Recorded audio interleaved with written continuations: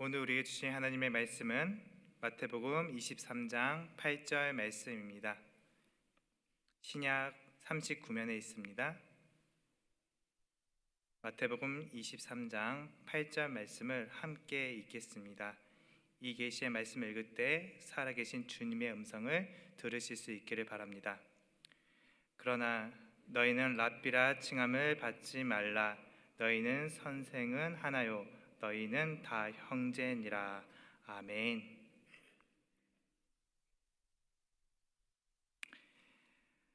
네, 오늘 어린이 주일을 맞아서 저희 이병헌 목사님께서 어린이를 위한 설교를 하시고, 저는 청소년 주일을 생각하면서 우리 중고등부 친구들에게 청소년 설교를 했고, 오늘은 이 저녁에는 청년을 생각하면서 청년을 위한 설교를 준비했습니다. 그런데 말씀을 준비하면서 큰 문제가 생겼습니다. 청년을 잘 모르겠더라고요. 우리 성도님들 청년에 대해서 알고 있습니까? 요즘 청년은 어떠한지, 우리 교회 청년은 어떠한지 알고 계십니까? 사실 저는 잘 모르겠더라고요. 잘 알고 있는 줄 알았는데 모르는 게 더 많더라고요. 말씀을 준비하면서 물음표가 계속 내가 잘못 정했다 그런 생각이 들 정도로 굉장히 말씀 준비가 어려웠습니다. 하지만 그 모름에서부터 시작하는 게 좋겠다 싶어서 청년에 관한 신문 기사나 청년에 관한 이야기들을 하나씩 읽어보면서, 또 교회 신문에 나와 있는 것들을 보면서 우리 교회 청년을 위해서 말씀을, 또 하나님께서 이 시간 주시는 말씀을 우리 다 함께 듣기를 원합니다. 아멘. 보통 대학을 졸업한 후에 취업을 준비하는 그 기간이 굉장히 긴다고 합니다. 보통 평균은 한 3년 정도를 준비하고 취업을 한다고 하더라고요. 근데 그보다 더 길어지는 청년도 많지요. 그리고 결혼은 30대 선이 넘어서 30대 중반선에서 결혼을 한다고 합니다. 결혼 적령기가 굉장히 늦춰졌다고 합니다. 뉴스를 보면 청년은 부모가 도와주지 않는 이상 내 집 마련을 꿈꾸기도 어려운 형편이지요. 그리고 한국 교회 추세는 이번 주일도 나갈 힘이 없어서 교회를 나가지 않는 청년들이 늘어나고 있다고 합니다. 교회를 떠나는 청년들도 늘어나고 있다고 합니다. 청년부 출석 인원이 10년 사이에 40% 이상 감소했다라고 합니다. 그런데 한번 생각하였으면 합니다. 청년들은 왜 교회를 떠날까? 어렸을 때부터 중고등부 때까지 신앙생활하고 쭉 올라왔었는데 청년이 되어서 떠나는 숫자가 급하게 많아지는가? 한번 돌이켜 보았으면 합니다. 그들이 믿음이 약해져서일까요?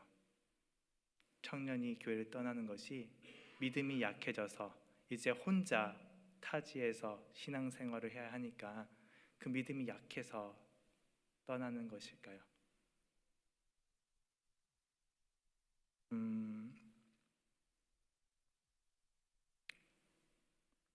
많은 경우 가장 많은 이유가 교회에서 청년들에게 짐을 많이 지었기 때문에 떠난다라고, 번아웃 되어서 떠난다라는 말이 있었고, 또 하나는 교회 의사결정할 때에 자신들이 있을 자리가 없다는 것, 그것에 대해서 좀 비민주적인 것에 대해서 떠나는 이유로 든 청년도 있었고요.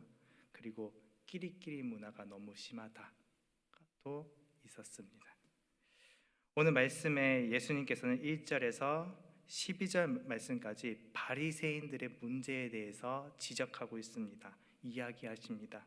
그런데 그 말씀은 2000년이 지난 우리에게도, 우리 교회 전체를 향해서 다시 한번 우리를 되돌아봐야 할 거울처럼 비춰주십니다. 우리는 그 거울 앞에서 정직하게 섰으면 합니다. 우리도 모르게 형제에게 짐을 지우고 있습니다. 우리 4절 말씀 성경책 있으신 분은 같이 한번 읽겠습니다. 4절마다 시작. 또 무거운 짐을 묶어 사람의 어깨에 지우되 자기는 그것을 한 손가락으로도 움직이려 하지 아니하며. 아멘. 바리새인들은 율법의 이름으로 사람들에게 짐을 지웠습니다. 그리고 그 짐 앞에서 자신들은 비켜서 있었습니다. 오늘 우리 교회는 어떠합니까? 우리가 청년들의 아픔을 함께 나누고 짐을 나누는 교회라면 이런 말을 은연중에 해서는 안 됩니다. 너희가 기도를 안 해서 그래. 우리 때는 더 힘들었어. 교회 봉사도 소홀히 하면 안 되지. 결혼은 빨리 해야지. 이런 말은 청년의 마음을 닫는 소리입니다. 그런 소리 들을 때 청년들 아마 속으로 이렇게 생각할 것입니다. 취업 안 되는 건 내 믿음 탓인가? 쉬어도 되는 공간은 교회에 없구나. 내 고통은 인정받지 못하구나. 내 짝을 못 만난 게 내 문제인가? 라는 의문들이 생길 것입니다. 우리는 좋은 의도로 말했을지 몰라도 그러나 그 선한 의도가 무거운 짐이 되는 경우가 있습니다. 예수님의 기준은 의도가 아니라 결과에 있었습니다. 지금 그 짐을 누구에게 지우고 있는가? 그 짐을 가볍게 하기 위해서 하는 것인가? 아니면 이웃에게 짐을 더 무겁게 하려고 하는 의도인가? 하는 결과를 낳는가? 사랑하는 성도님들, 지금 내가 청년을 바라보고 있는 마음은 어떤 마음인지 스스로 한번 돌아보았으면 합니다. 그 마음이 청년에게 짐을 지우려는 마음인지 아니면 그 짐을 가볍게 하고자 하는 마음인지 한번 돌아보았으면 합니다. 우리는 무심코 내뱉는 생각과 말이 혹 청년들의 어깨에 짐을 지우고 있지 않는지, 청년들에게 짐을 지워서 내 손가락은 움직이려 하지 않는 것은 아닌지, 그 우리의 마음에 바리새인의 마음이 있는 건 아닌지 돌아보아야 합니다. 예수님이 비판하신 짐은 단순히 개인 간의 문제가 아니었습니다. 그것은 제도였습니다. 문화였으며 공동체 전체가 만들어내는 분위기였습니다. 예수님은 한 사람의 바리새인의 문제를 말씀하신 게 아니라 바리새인들의 사고방식에 대해서, 그 사고방식이 이 공동체를 지배하고 있음에 대해서 지적하고 있는 것입니다. 우리 교회도 묻지 않을 수 없습니다. 우리 교회 전체가 율법의 분위기를 만들어내고 누군가에게 짐을 은연중에 지우고 있는 그런 문화, 그런 공동체가 아닌지 우리는 돌아봐야 합니다. 율법의 분위기는 이렇습니다. 주일에 출석, 수요예배 참석, 이것을 그 사람의 신앙의 척도로 삼는 것입니다.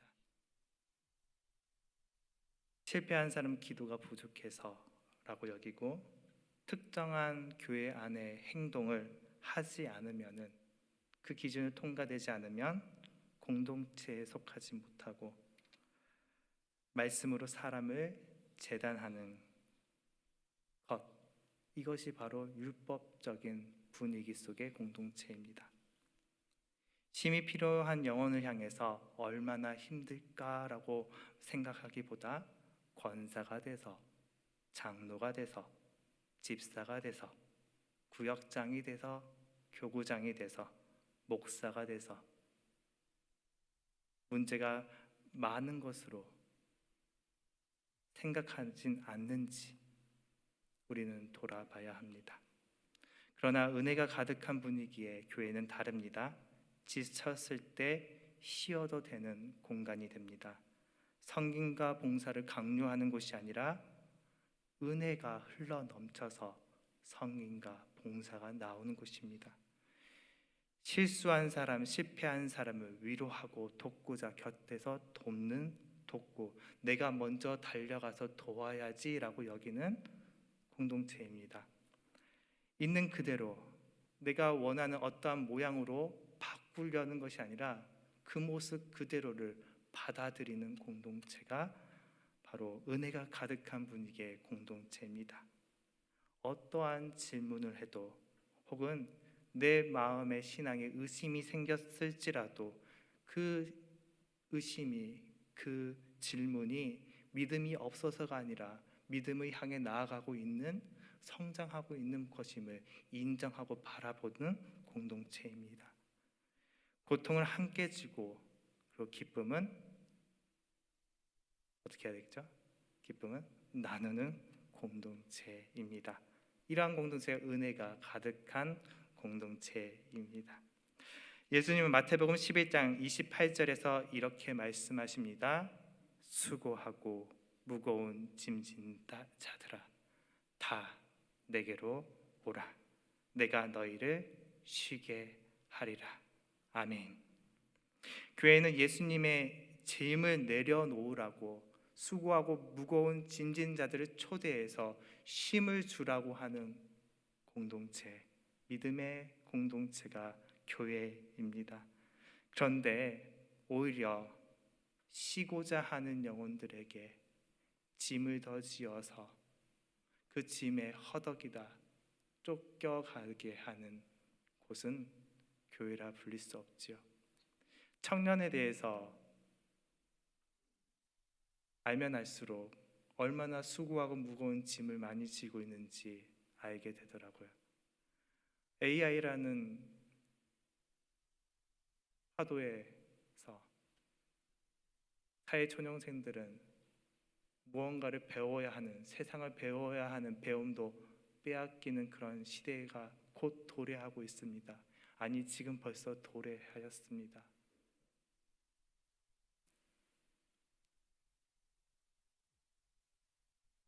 율법의 짐은 암묵적인 공동체의 눈빛에서 나옵니다. 너가 해야 되지 않냐. 소그룹과 구역 모임, 각 기관의 분위기에서 나옵니다. 서한교회 특유의 오래된 관행에서 나옵니다.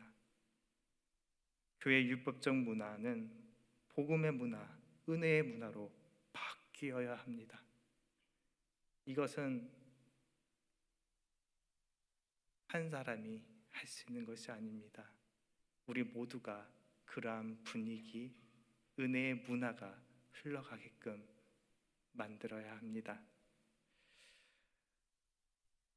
우리 마태복음 23장 5절에서 7절 말씀을 함께 읽겠습니다. 그들의 모든 행위를 사람에게 보이고자 하나니 곧 그 경문띠를 넓게 하며 옷을 길게 하고 잔치의 윗자리와 회당의 높은 자리와 시장에서 문안받는 것과 사람에게 랍비라 칭함을 받는 것을 좋아하느니라. 아멘. 예수님께서는 바리새인들의 또 다른 문제를 지금 지적하고 짚으시고 있습니다. 그들은 보여주기 위한 신앙을 보여주기 위해서 자신들의 신앙, 율법을 사용합니다. 경문을 넓게 하고, 경문은 말씀을 적은 관인데 그 관을 이마나 팔에 묶어두는데 이 경문관을, 말씀을 넣은 관을 크게 한다는 것이죠. 그리고 옷을 길게 하고 이렇게 걸쳐 입는 옷이 있는데 거기에 파란색 끈을 길게 답니다. 달아서 내가 율법 아래에 있음을 고백하는 건데 그 끈을 길게 한다는 뜻입니다. 그러니까 그들은 이렇게 경문을 넓게 하고 옷을 길게 하고 회당 높은 자리에 앉고 시장에서 걸어 다니면서 저분은 위대한 사람, 대단한 사람이라고 문안받는 것을 즐겨하고 또 랍비라 스승님, 존경받을 만한 분이라고 불림받기를 좋아한다라고 말하고 있죠.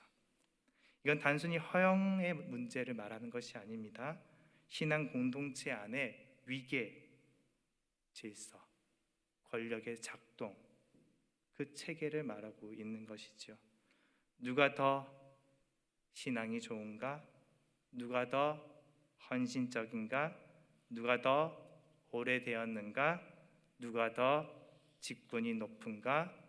이 보이지 않는 서열이 공동체 안에 자리 잡고 있을 때 나를 보여주는 신앙이 이러한 것들로 가득할 때에 가장 먼저 밀려나는 사람이 누구인지 아십니까? 아직 신앙이 어린 사람들, 삶이 흔들리고 있는 사람들, 스펙도 직분도 경력도 없는 사람들. 오늘날 청년이 어쩌면 어른들의 세계에서 가장 맨 아래에 있지 않나 돌아봅니다. 취업도 안 되고 결혼도 못했고 헌금도 많지 않은 사람. 예수님은 그 구조를 정면으로 뒤집고 있습니다. 우리 8절에서 10절 말씀 같이 읽겠습니다. 그러나 너희는 랍비라 칭함을 받지 말라. 너희 선생은 하나요 너희는 다 형제니라. 땅에 있는 자를 아버지라 하지 말라. 너희 아버지는 한 분이시니 곧 하늘에 계신 이시니라. 또한 지도자라 칭함을 받지 말라. 너희의 지도자는 한 분이시니 곧 그리스도이시니라. 아멘. 아멘입니까? 예수님께서는 제자들을 향해서 랍비라 칭함을 받지 말고 너희는 다 형제라고 말씀하신 것은 자신의 율법의 잣대로 형제를 제단해서는 안 되며 동시에 자신의 직위를 이용해서 형제를 억압해서는 안 된다는 의미를 갖고 있으며 너희에게 지도자는 오직 예수 그리스도 한 분이시다는 것을 지금 알리시는 것입니다. 혹시 장미의 이름이라는 영화를 본 적 있나요? 오래된 영화여서 네, 저도 대학생 때 봤던 것 같은데 장미의 이름이라는 영화가 있습니다.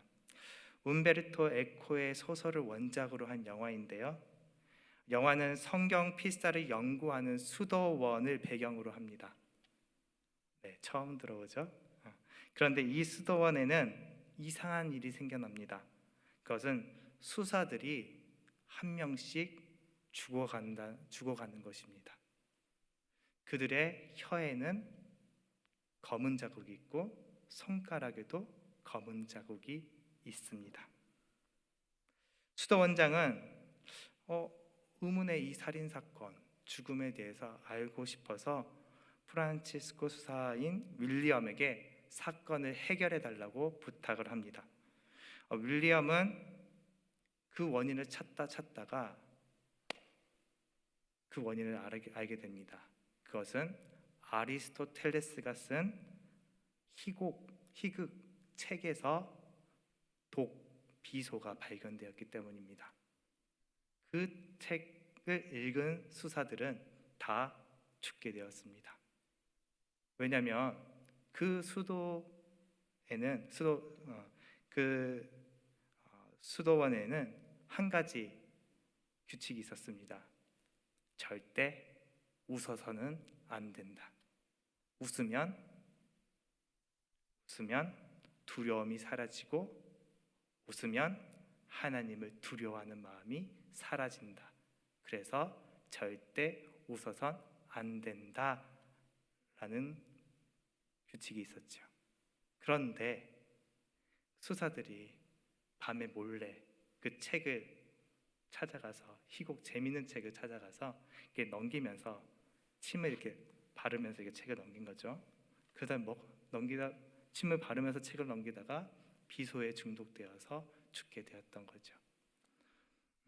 이것은 한 눈이 멀어 있는 노수사 호헤르가 책장 모서리에다가 그 넘기는 거기다가 비소를 발라두었기 때문에 그렇게 된 것입니다.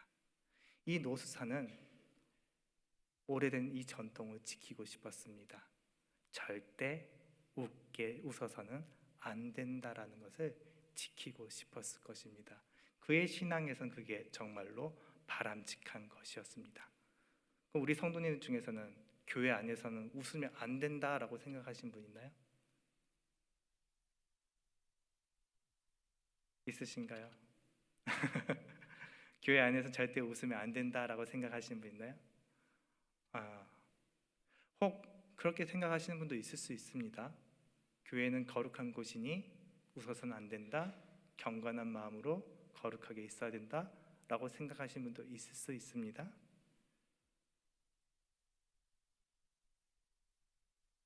사실 기성세대가 보기에 사실 오랜 전통 가운데 신앙을 세워왔기 때문에 청년 세대를 바라볼 때 탐탁지 않아 보이는 모습들이 많이 있습니다.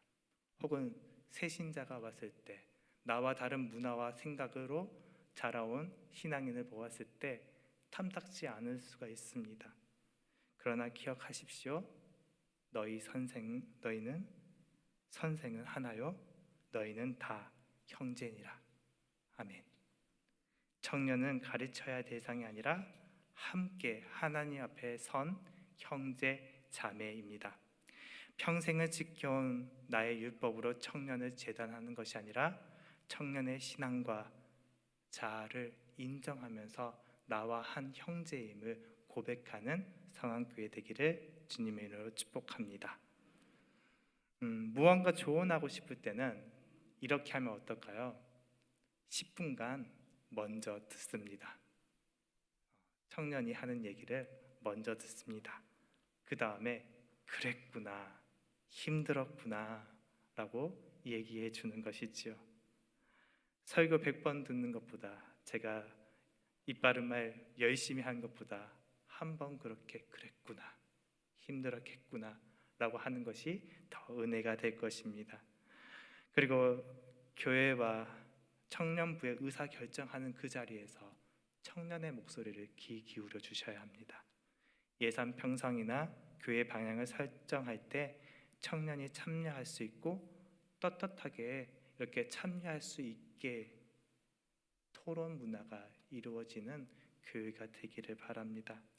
청년이 실수할 수 있을 때 왜 그랬을까가 아니라 어떻게 도와줄까를 먼저 물어보십시오. 교회가 어떻게 하면 청년을 써먹을 수 있을까가 아니라 지쳤을 때 돌아올 수 있는 쉼터 같은 분위기를, 공동체를 만들어 주십시오. 나도 그 나이 때 실패하고 힘들었어 라면서 나의 연약했던 청년 시절을 이야기해주고 공감해주는 어른이 되면 우리 청년들이 마음을 열고 대화하지 않겠습니까? 우리가 낮아질 때 청년은 살아납니다. 너희 중에 큰 자는 너희를 섬기는 자가 되어야 하리라 라는 말씀을 오늘 11절 말씀에서 하고 계십니다. 이 말씀은 개인을 향한 말씀인 동시에 공동체를 향한 말씀입니다. 섬기는 어른이 있어야 우리 교회는 섬기는 어른이 있어야 합니다. 청년을 섬기는 어른이 있어야 합니다. 나보다 연약한 자를 섬기는 어른이 있어야 합니다. 우리 교회 문화가 그렇게 바꾸어 갔으면 합니다. 어른의 진짜 권위는 직분에서 나오지 않습니다. 청년이 힘들 때 가장 먼저 생각하고 나서고 밥 한 끼 사주고 고민 들어주는 그 어른이 가장 큰 어른입니다. 그러한 어른이 모인 공동체가 진짜 어른이 있는 교회가 됩니다. 먼저 사과할 줄 알고, 틀렸을 때 인정할 줄 알고, 청년의 편에 설 줄 알고, 연약한 자의 편에 설 줄 알고, 율법이 아닌 은혜의 말을 하는 교회, 쉬어도 된다고 말하는 공동체, 짐을 나누는 교회가 됩시다. 오늘 본문은 예수님께서 말씀하십니다. 짐을 얹지 말고 섬기라. 높아지려 하지 말고 낮아지라. 우리 서로 우리 청년을 향해서 한번 고백할까요? 이렇게 고백했으면요. 여기서 내가 있는 그대로, 여기서 내가 있는 그대로여도 된다. 너무 어렵나요? 어, 있는 그대로 괜찮다. 우리 청년을 향해서 한번 말해볼까요? 있는 그대로 괜찮다. 실패해도 괜찮다. 짐을 함께 질게. 우리 서로를 향해서 한번 고백할까요? 그대로여도 괜찮습니다. 실패해도 괜찮습니다. 짐을 함께 지겠습니다. 우리 어른들의 문화가 그렇게 되어야지. 그 문화가 흘러서 청년, 중고등부, 아동부, 유아 유치부까지 그런 문화가 우리 교회 안에 크게 자라지 않겠습니까?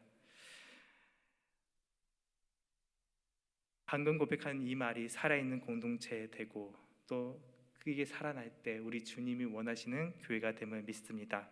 오늘 우리 모두가 은혜의 공동체를 만듦으로 청년이 살아나는 역사, 지금 청년들의 숫자보다, 숫자로 말하면 안 되지만은 더 많은 청년들이 우리 교회를 와서 쉼을 얻고 돌아가는 성안교회가 되기를 주님의 이름으로 축복합니다.